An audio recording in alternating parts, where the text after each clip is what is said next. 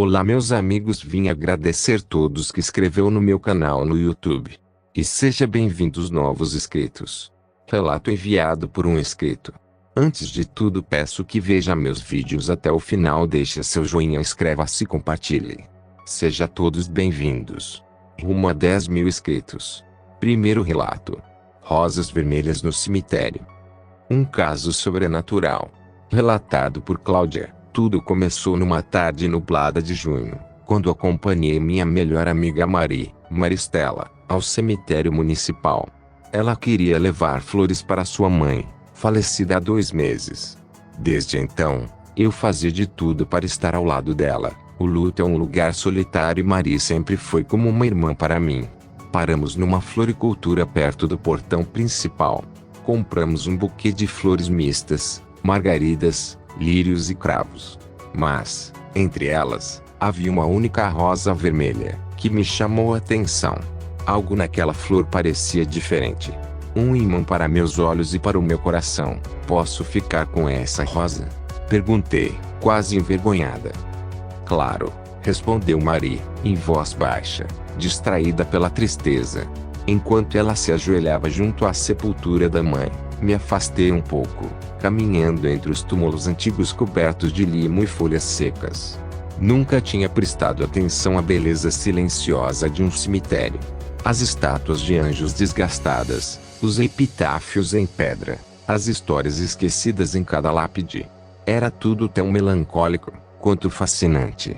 Foi então que me deparei com uma sepultura isolada, sem flores, sem nome visível, apenas uma velha fotografia corroída pelo tempo.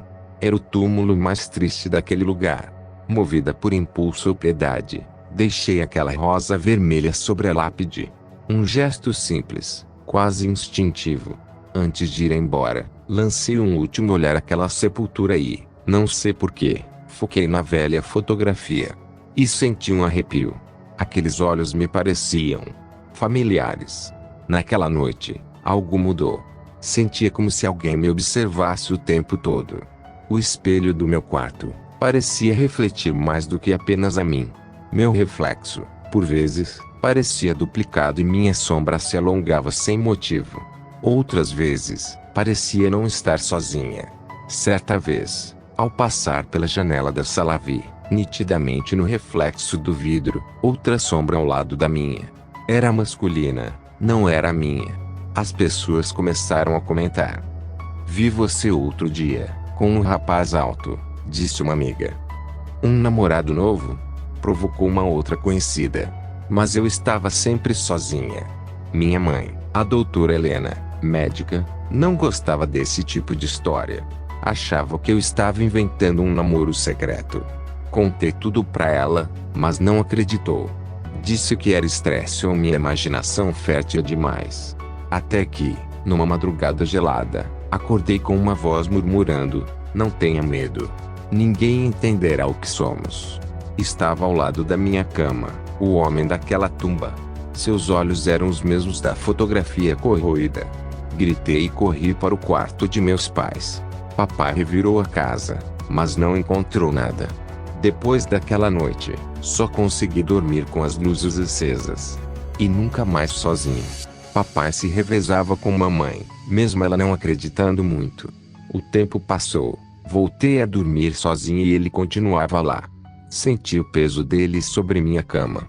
Senti a sua mão fria acariciando meu rosto, como se quisesse me consolar, me proteger ou reclamar algo que eu não entendia. Uma noite, voltando do cinema com minhas amigas, fui abordada por 2 homens, numa rua deserta perto de um parque. Um deles me empurrou contra uma árvore e o outro tentou arrancar minha blusa. Mas, de repente, um deles parou e empalideceu, gritando: corre! Ela não está sozinha. Apaguei. Acordei depois com minha bolsa e o meu celular intactos. No dia seguinte, os noticiários mostravam que 2 corpos haviam sido encontrados boiando no rio, próximo ao parque.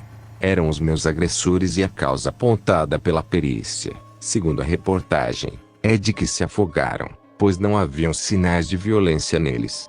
Não me restava dúvida, ele havia me salvado. Mas o que ele queria em troca?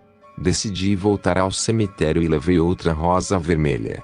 Ao chegar na sepultura, uma presença me congelou por dentro. Era minha mãe, que havia me seguido. Cláudia, por que você está nessa tumba?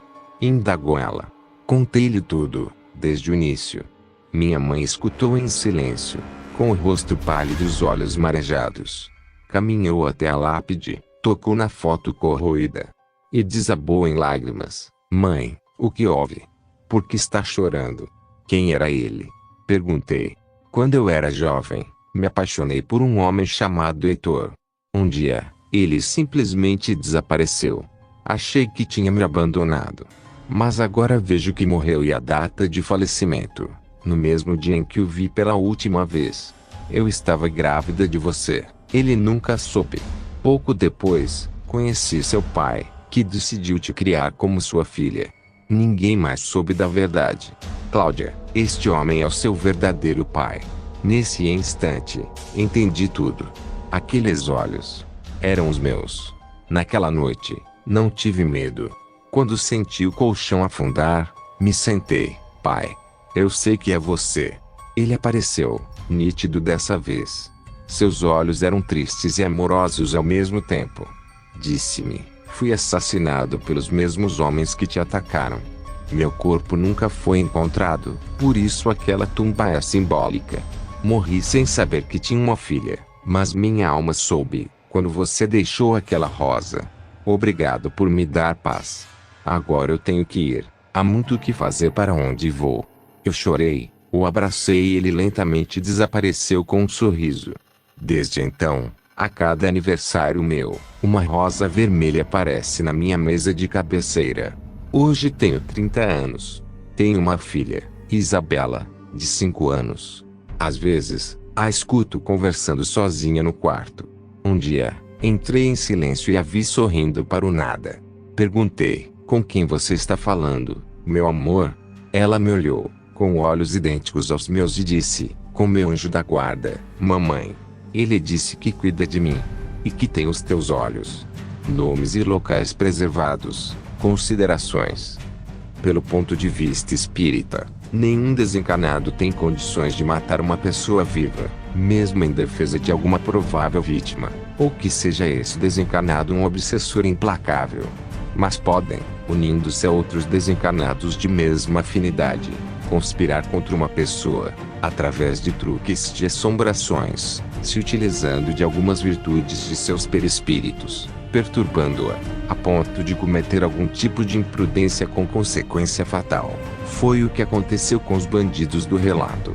Isso tornaria o pai de Cláudia um espírito com vibrações compatíveis com os planos inferiores. Mas entre essa atitude e os 30 anos de Cláudia, decorreram na espiritualidade um período suficiente para arrependimentos, reparações de erros e reconciliação, através do perdão fraterno. Foi o que quis dizer as últimas palavras do pai de Cláudia. Por isso, ele reaparece 30 anos depois, mais evoluído e em condições de visitações. No início da narrativa, ele está como espírito vagante e tudo só foi possível porque Cláudia tinha sua mediunidade alta. Fonte: artigo do periódico A Mediunidade, março/2025 do Rio Grande do Sul, Porto Alegre. Segundo relato: a loba de Bauru. A lua cheia pairava sobre Bauru, banhando a paisagem rural com uma luz espectral que mais parecia acentuar as sombras do que dissipá-las. Era noite de lobisomem. No silêncio da noite, interrompido apenas pelo coachar distante de rãs e o farfalhar das folhas nas árvores, um terror ancestral se manifestava. Fazendeiros, outrora homens de feio trabalho árduo, agora trancavam suas portas e janelas, com o coração na garganta. Suas criações, seus porcos, bezerros, galinhas, amanheciam mutilados, vítimas de uma fúria inexplicável e sobrenatural. A pequena comunidade vivia em estado de pânico. As conversas giravam incessantemente em torno do monstro, suas garras afiadas, seus dentes sedentos por carne, sua presença nefasta que pairava sobre a região. A desconfiança corroía os laços entre os vizinhos, cada olhar carregado de suspeita, cada rosto familiar transformado em potencial ameaça. Mas havia uma estranha anomalia em meio ao terror. A fazenda do Coronel Tel, a maior e mais próspera da região, permanecia intocada. Nenhuma ovelha morta, nenhuma galinha desaparecida. O Coronel Tel, um homem de poucas palavras e muitos recursos, era uma figura enigmática. Sua riqueza era notória, assim como sua reclusão. Sua presença imponente e seu olhar penetrante inspiravam mais medo do que respeito. As suspeitas começaram a se acumular. O Coronel Tel, com sua força descomunal e seus hábitos noturnos, seria ele o lobisomem? A ideia, antes sussurrada em segredo, começou a ganhar força, alimentada pelo medo e pela desesperança. O Padre Severino, um homem de fé inabalável e compaixão infinita, sentiu o peso da responsabilidade sobre seus ombros. Pressionado pelos fazendeiros a agir, decidiu visitar o Coronel Tel. Afinal, a igreja tinha a obrigação de proteger seu rebanho, mesmo que o pastor estivesse caminhando para a boca do lobo. O Coronel Tel recebeu o padre com uma cordialidade surpreendente. Um sorriso forçado iluminou seu rosto sombrio, e palavras gentis saíram de seus lábios grossos. Convidou o padre para um almoço farto, a mesa repleta de iguarias que contrastavam com a miséria que assolava a região. Dona Débora, a esposa do coronel, uma mulher de beleza pálida e olhar distante, também se mostrou receptiva à visita. Após o almoço, o Coronel Tel levou o padre para conhecer a fazenda. A vastidão das terras, a abundância do gado, a aparente normalidade do lugar contradiziam os rumores que circulavam. O Padre Severino, cauteloso, perguntou ao coronel se algum animal havia sido vítima do lobisomem. O Coronel Tel, com um sorriso cínico, respondeu que não. Sua fazenda era abençoada, protegida por uma força maior. Bicho nenhum ousaria tocar em suas criações. Ao entardecer, o Coronel Tel insistiu para que o padre passasse a noite na fazenda. Seria uma honra, disse ele, ter um hóspede tão ilustre. O padre hesitou, mas aceitou o convite. Aquela seria uma oportunidade única de descobrir a verdade, de desmascarar o monstro, se é que ele existia. A noite de lua cheia era iminente. Após um jantar opulento, regado a vinhos finos, queijos importados e carnes saborosas, o padre foi conduzido a um quarto luxuoso. Já passava das 11h30 da noite. O Coronel Tel, com um bocejo teatral, disse que ele e sua esposa estavam exaustos. O padre desconfiou, mas se recolheu ao quarto, sentindo o peso do vinho e do cansaço. Mas o Padre Severino não era um homem tolo. Ele sabia que estava em território inimigo, e havia se preparado para o confronto. Além da água benta e do crucifixo, trazia consigo um revólver calibre 38, carregado com as 6 balas de prata, uma arma lendária capaz de deter o lobisomem. Colocou a arma no criado mudo ao lado da cama, trancou a porta e tentou conciliar o sono. Um ruído gutural, um uivo lancinante, despertou o Padre Severino no meio da noite. O som vinha de perto, muito perto. O pânico invadiu seu coração. Levantou-se trêmulo e pegou o revólver. A porta do quarto rangeu e se partiu em pedaços. Uma figura monstruosa, um lobisomem gigantesco e furioso, invadiu o quarto. O Padre Severino gritou, um grito de terror que ecoou pela fazenda. Apontou o revólver para a criatura e disparou. 1, 2, 3 vezes. Mas nada aconteceu. A arma estava vazia. Em vez de balas, o padre encontrou apenas o vazio e a morte. Nesse momento, o Coronel Tel apareceu na porta, sorrindo. Em suas mãos, 6 balas de prata brilhavam sob a luz da lua. Está procurando por isso, padre? Ponto de interrogação barra inversa, perguntou, com uma voz rouca e ameaçadora. A verdade se revelou em toda a sua crueldade. O Coronel Tel não era o lobisomem, mas sim seu protetor, seu aliado. Dona Débora, a esposa pálida e silenciosa, era a verdadeira besta. O Padre Severino compreendeu tarde demais que havia caído em uma armadilha. Ele seria o sacrifício daquela noite de lua cheia. O grito do Padre Severino se misturou aos uivos da loba. A escuridão engoliu a fazenda, e o mal triunfou sobre o bem. Padre Severino nunca mais foi visto. A polícia conduziu uma investigação superficial, sem encontrar vestígios do padre. Os fazendeiros continuaram a sofrer, resignados ao terror que os assombrava. E o Coronel Tel, com sua esposa Lobisomem, prosperaram em meio ao medo, donos da noite e da morte, símbolos de um terror que jamais seria erradicado. Fim. Rumo a 10.000 inscritos. Créditos a canal Histórias de Terror e Lendas Urbanas do canal do Culebeiro Shows. Sabemos que vocês adoram assistir nossos contos, e nós amamos compartilhar essas histórias com vocês.